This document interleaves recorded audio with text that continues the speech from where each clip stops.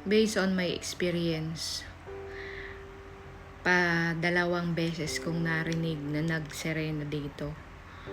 Nung una talaga, nung ako'y nag-post, parang wala pa yun. Ngayon talaga, mas nakakatakot. Kasi sabi nga, buong Israel na. Tapos, alam mo yung nasa bukana ka ng mamad, yung shelter, nasa bukana ka lang. Dinig na dinig mo talaga ang yanig sa taas. Talagang bawat sabog, yumayanig yung buong building. Pakinig na pakinig mo. Yung takot na takot ka na, talagang gustong-gusto mo nang mapaiyak sa takot. Yung kasama mo parang easy-easy lang. Parang wala lang sa kanila. Parang normal na lang sa kanila yun. Tapos sabi pa nung alaga ko nga, ba't daw ako matatakot? Lahat naman daw pupunta sa kamatayan. Diyos ko. Yung parang kita na niyang takot ako, yung ang talagang mata ko nanlilisik na, galit ako. Sa kanya easy-easy lang. Ba't daw lagi yung aligaga daw ako? Sino hindi maaligaga? Pumuputok na, yung cellphone mo tutunog, mag-a-alert na, lahat na, tapos may marinig ka pang bigla ang ambulansya. Kung hindi ka matapang, wag ka na lang magpunta rito. Grabe. Hindi sa pinag-aalala namin kayong nasa Pinas. Totoo lang yung na-experience namin dito.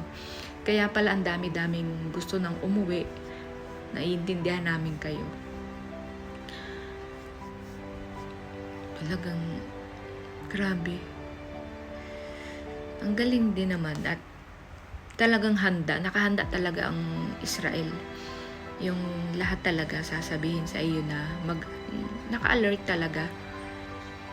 Kung di mo susundin sila ay nasa sa iyo na yun. Ito pala yung sign na kaya pala yung alaga ko hindi na tuloy-tuloy sa pagpunta dun sa anak sa Mudiin. Dahil kung siya'y natuloy, hindi ako matutulog dito sa bahay niya. Nasa flat ako. Sa flat namin walang shelter. Dito, nasa first floor lang kami. So madali-daling bumaba sa shelter, madali-daling makakatakbo. Ito pala yun.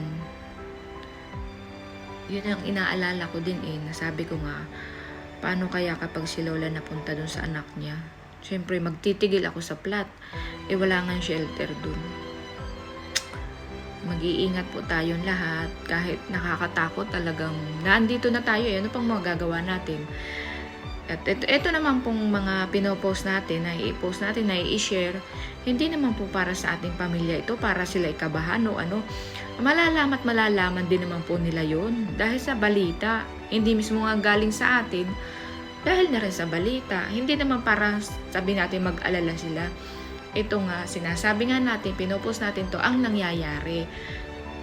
Okay lang naman tayo. Yun lang, para alam din nila. Hindi yung nag-post ka tapos sasabihin mo hindi ka okay, ganyan. Oo nga na, okay ka, takot ka. Oo, sasabihin natin takot ka. Yun lang. Pero, okay ka, narito ka na. May magagawa ba? Hindi nagpo-post tayo para magpag-alalahanin natin ang pamilya. Bakit? Sino bang may gusto na mag-alala ang pamilya natin? At huwag nyo ring sasabihin na hindi lahat dapat pinopost. Oo, pag private, hindi naman lahat dapat. Pero yung ganitong sitwasyon na buong Israel, buong mundo nakakaalam na talagang may gulo dito sa Israel. Kaya yung sasabihin na huwag nang magpo-post, hindi dahil sa ganun. Nakita na rin ng lahat at alam na rin naman ng lahat. Yun lang. Gusto ko rin ipaliwanag yun. Dahil isa ako sa mga nagpo-post at alam nyo yan. Kung content creator kayo, alam nyo yan. Content creator kayo, malakas ang loob nyo, mag-post kayo kahit ano. Yun lang. Oo, masama ang loob ko. Masama ang loob ko doon. Ganon.